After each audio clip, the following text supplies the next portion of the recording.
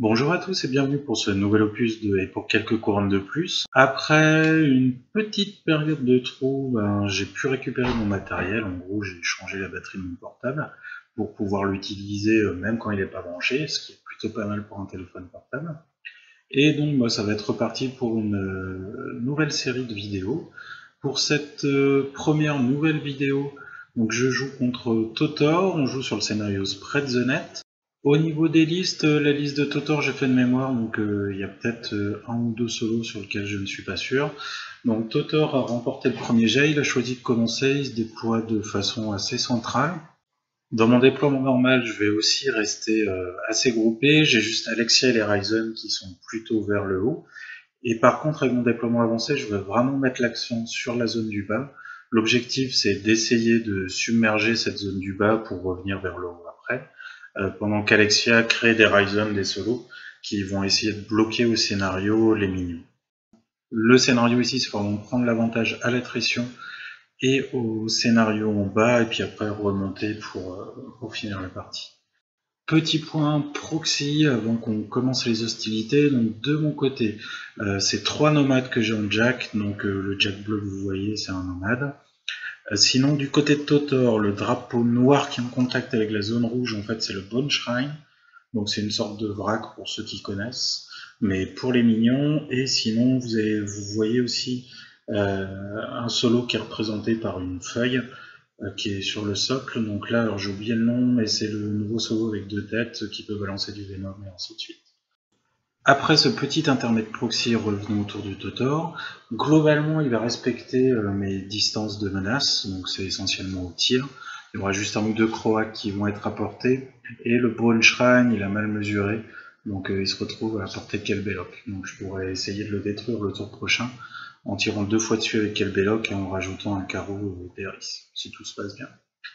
Autrement, on a les crocs qui vont s'éloigner de mes hydrians, et la BE dont j'ai oublié le nom juste un instant, qui va se diriger justement vers mes hydrians, parce que les mono PV, quand ils approchent à 2 pas de cette BE, ils prennent un point de vie automatique. Il va essayer de gérer, je pense, son flanc gauche avec la BE et les boss. De mon côté, ça va être un tour 1 assez classique, tout le monde va avancer, je vais mettre quelques pièces à portée de ces pièces à lui pour forcer à avancer un petit peu et pouvoir contre-attaquer au tir. Au niveau des sorts, Damiano va mettre Death March sur l'unité d'Hydrian que j'ai bougé là.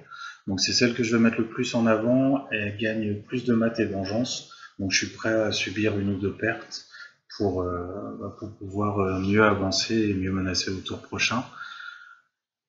Petite erreur de ma part, j'aurais dû utiliser le Minifit maintenant et Diggin avec ses hydrians, comme avec les autres d'ailleurs. Je pense que c'est quelque chose que j'utiliserai pas après, donc autant le faire au tour 1 et ça peut m'éviter d'avoir une ou deux pertes en plus. Le problème de mon plan, c'est qu'il va se dérouler un petit peu trop bien en fait durant le tour de Toto. J'adore quand un plan se déroule sans accroc.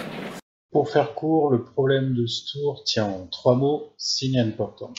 Alors pour ceux qui ne connaissent pas, c'est un sort qui va donner un dé fantôme en fait pour tous les jets de toucher et de dégâts dans la zone de Jaga Jaga. Donc ce dé fantôme, c'est un dé qu'on lance en plus, et puis après le joueur mignon, ou Cador, parce que c'est un sort Cador à la base, va pouvoir enlever, alors je crois que c'est le dé le plus bas automatiquement, ou le dé qui veut, je sais plus trop. En tout cas, ça va fiabiliser énormément les touches, et en fait, là où je pensais perdre quelques figurines, je vais perdre tous ceux qui sont à portée. Les seuls qui vont s'en sortir, ça va être tout en haut de Kayazi Eliminator, qui vont s'en sortir miraculeusement. Sinon, tous ceux qui étaient à portée de tir vont disparaître. Mais bon, ça en même temps, Damiano aurait dû s'en douter après sa dernière conversation avec Jaga Jaga. Je pouvais tous les tuer. Toi aussi, je pouvais te tuer. En ville, tu fais la loi. Mais ici, c'est moi. Me fais pas chier. Me fais pas chier ou je te ferai une guerre comme t'en as jamais vu. Laisse tomber. Laisse tomber. Même le Croc Hunter va faire des dégâts à mes hydrians, et encore je m'en sors assez bien, parce que Totor a oublié que le Croc Hunter avait reposition, Donc il aurait pu s'enfoncer dans les lignes des hydrions pour essayer d'en bloquer un maximum au corps à corps. Au final, je m'en sors pas trop mal, j'ai subi plus de pertes que prévu, mais par contre, je vais pouvoir faire mal ce tour-ci. Je vais notamment essayer d'avoir le Sacral Vault, parce que bon, j'ai retrouvé son nom entre-temps. Donc le Sacral Vault est hors de portée de charge de mes deux jacks. Par contre, avec Road to War, je vais pouvoir l'atteindre. Donc j'ai chargé au maximum de focus les deux jacks. Je pense qu'avec un seul, si j'ai un petit peu de chance, je peux m'en occuper, mais je préfère assurer le coup. Bon, avec beaucoup de chance en fait. Donc je commence par faire quelques dégâts à gauche, à droite pour activer le Road to War. En haut, ça va être essentiellement nettoyer du Croc Raider, que ce soit avec Eris, avec Kelbelloc qui finit le Bone Shrine aussi. J'ai les Ryzen qui vont charger, essayer de faire quelques dégâts, mais ça marchera pas. Alexia va créer un deuxième Troll Warrior, ça me fait 2 solos dans le coin, ça peut être plutôt pas mal pour contester. Là, vous avez pu voir les Kayasi Eliminator qui ont chargé pour éliminer un maximum de Croates, donc elles sont toutes les deux dans la zone avec une petite défense de 17, c'est assez sympa. Je dégage le chemin pour les jacks, et les jacks vont aller au corps à corps.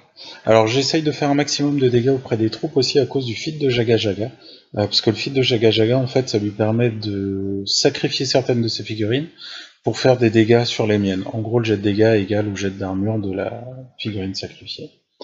Donc le Sacral Vault vient de tomber, c'est plutôt pas mal. Je sais que je vais perdre au moins un des jacks parce qu'il y a un petit Wrestler qui est pas loin et qui va pouvoir le charger. Mais au moins, maintenant mes hydrions, je peux les utiliser sans problème. Le Sacral Vault, c'est vraiment une plaie pour l'infanterie tant qu'il est. Autrement, le plan, ça va être d'affaiblir un petit peu les postes au tir. Les postes sont la proie de l'unité d'hydrion qui est tout en bas, là. Donc ça me permet de faire quelques dégâts, même si c'est pas fantastique. Et sinon, Damiano, il va s'éloigner très très loin de Jaga Jaga, parce que j'ai peur du feat. Je m'en vais comme un prince. J'ai vraiment peur qu'ils mettent Ghostwalk sur plusieurs de ces unités, que ces unités aillent à 5 pas de Damiano, et qu'il y ait un KTC comme ça. Le seul problème, c'est que j'avais zappé que depuis le CID, ça avait changé, et donc on peut faire qu'un jet de dégâts, même s'il peut être boosté contre une figurine. Donc en fait, Damiano ne pouvait pas mourir normalement au KTC, donc j'aurais pu le laisser dans une position plus centrale, au lieu de me retrouver hors de portée de tous mes jacks. Mais bon, c'est ce qui arrive. Donc par contre, c'est bien le tour du feat de Jaga Jaga. Là, les Croc Raiders vont se prendre la marche fantomatique, ce qui leur permet de se faufiler dans mes lignes en évitant les free strike, et Jaga Jaga va utiliser son feat. Ça va faire très très mal, je vais perdre mes 2 Troll Warriors, mes 2 Kayasi Eliminator dans la zone, Kelbelloc va y passer aussi, et c'est à peu près tout, mais c'est déjà pas mal. En gros, toutes mes troupes qui sont en haut, elles se font massacrer. Il va juste me rester des Ryzen, parce qu'il aura eu Alexia aussi. Donc des Ryzen tout seul, j'ai Linus et Drea qui sont encore en vie parce qu'ils étaient un petit peu en retrait, et j'ai le Nomade qui est tout seul. Donc en bas, il y a un Wrestler qui arrive, alors pas tout de suite, d'ailleurs le premier Wrestler met rage sur le deuxième, et ce deuxième Wrestler va charger mon Nomade, celui qui a fini le Sacral Vault, et il va le découper en morceaux sans aucun problème.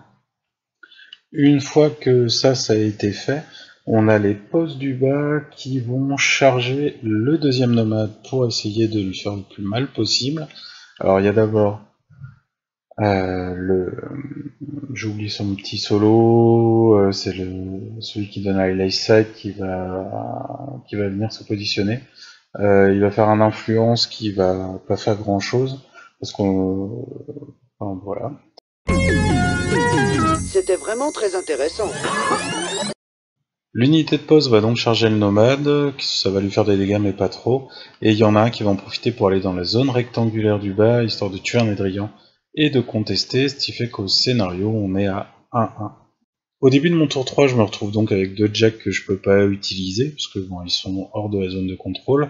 Je garde Rotou, alors quand même je me dis que ça pourra servir pour les tours prochains. Ici, le plan, ça va être de nettoyer les postes au tir si possible. Il faut que je nettoie le drapeau pour que le Gober Tinker puisse aller dessus. Je vais aussi essayer d'aller contrôler le drapeau du haut. et je vais nettoyer la zone rectangulaire du bas. Avec un peu de chance, ça va me permettre tout ça d'avoir 3 points de scénario. La zone rectangulaire du haut est jaga jaga, j'ai rien pour aller contester. Là, je vais vraiment me concentrer sur l'attrition. Je vais commencer par activer Ayana et Holt. Ayana va mettre un kiss sur l'unité de poste et Holt va tirer. Ensuite, je vais mettre Damiano, ensuite Damiano va avancer, il va tirer aussi sur les postes. Je vais mettre un petit dead eye sur les hydrians qui ont les postes en proie. Normalement, je pense pouvoir les nettoyer au tir. Malheureusement, je rate un peu plus de 9 que ce qui est statistique. Bon, c'est pas la mort non plus. Donc, je vais pas pouvoir nettoyer tous les postes et je vais être obligé de les finir. Je crois que c'est avec Orin ou avec un ou deux autres tirs, je ne sais plus, mais bon. Au final, je vais pouvoir terminer tous les postes. Le seul problème, c'est qu'il va rester le Mist Speaker, et lui, j'ai plus rien pour le détruire. Donc, au lieu d'envoyer courir le Tinker auprès du drapeau, je vais l'utiliser pour réparer le nomade. Alors ça va pas changer grand chose, c'est juste que le roi Slur, lui, devra utiliser peut-être une attaque de plus pour annuler le nomade. En haut, je vais essayer aussi de faire un maximum de dégâts au Croak. Je vais finalement ne marquer qu'un seul point et je vais passer la main à Totor. Le tour 4 millions, ça va être un tour vraiment basé sur l'attrition. Au niveau des zones, en fait, ça va pas changer grand chose. Donc en haut, j'ai Linus et Edrea qui vont se prendre la foudre avec des crocs. Et plus tard aussi avec le Wrestler, on en parlera quand ça arrivera. Sinon j'ai le Mist Speaker qui va prendre le contrôle de Holt, et ce qui va permettre en fait de tirer dans le dos d'un hydrian et de le tuer. C'est toujours sympathique. Le Wrestler du bas s'occupe de finir mon nomade. Et enfin le Wrestler du haut, avec un sort dont j'ai oublié le nom, traverse sa maison, va tuer Edrea. Il y a eu quelques Venom aussi par-ci par-là, pour finir les derniers Ryzen. Pour mon tour 4, je vais essayer d'enfoncer le clou définitivement à l'attrition. Il faut que je tue le Wrestler et le Mist Speaker. Pour ça, je vais mettre Vengeance, plus de maths et Vengeance, donc c'est Deathmatch, sur ma grosse unité d'Hydrian. Ensuite, je vais faire un petit tir avec Damiano. Le seul problème, c'est que j'oublie de lancer mon feat. Donc sur le Wrestler, il y aura bien un kiss. Par contre, j'ai pas lancé mon feat. C'est pas grave, j'y vais quand même. Donc le Wrestler va tomber sous les attaques des Hydrians. Donc la proie va changer de place. Le seul problème, c'est que le Mist Speaker, l'Hydrian qui devait l'éliminer va faire un doublage, donc il est toujours là. Donc le Gober a bien bougé sur le drapeau, mais ça sert à rien. Donc ce que je vais faire, ce que j'ai fait là en fait, c'est que j'ai sacrifié plein d'Hydrians en faisant des free strikes pour pouvoir lancer un éclair d'Orin. Éclair qui va aussi faire des dégâts dans mes Hydrians, donc j'ai perdu 4 ou 5 Hydrians sur le coup, mais le Mist Speaker a été éliminé, donc j'ai le contrôle du drapeau. Ça me permet de marquer 3 points de scénar, j'ai l'avantage de l'attrition, et donc là on arrête la partie, c'est une victoire de mercenaires. Merci à vous d'avoir visionné cette remise en jambe au niveau des vidéos. Bon alors il y a encore quelques défauts qu'il faut que j'améliore, mais je vais travailler dessus et je vous dis à très bientôt pour une nouvelle vidéo.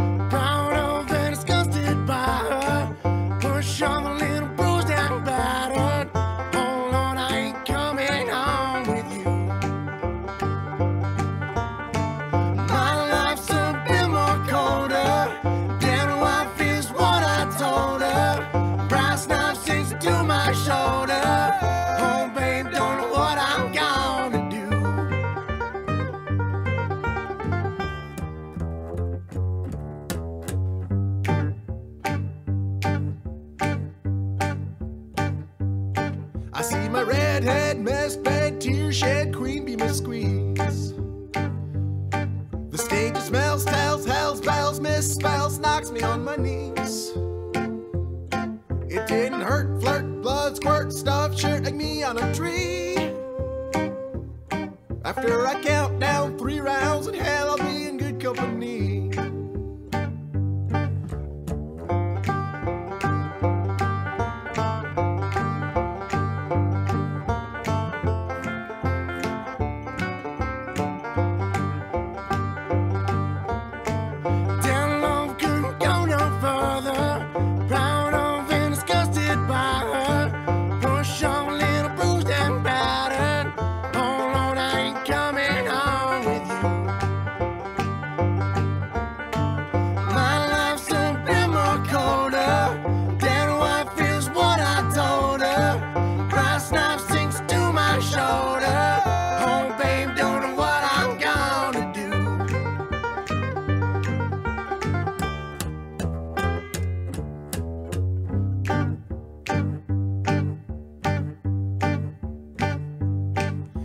My redhead, mess bed, tear shed, cream beam a squeeze. The stage smells, tells, hells, bells, misspells, knocks me on my knees.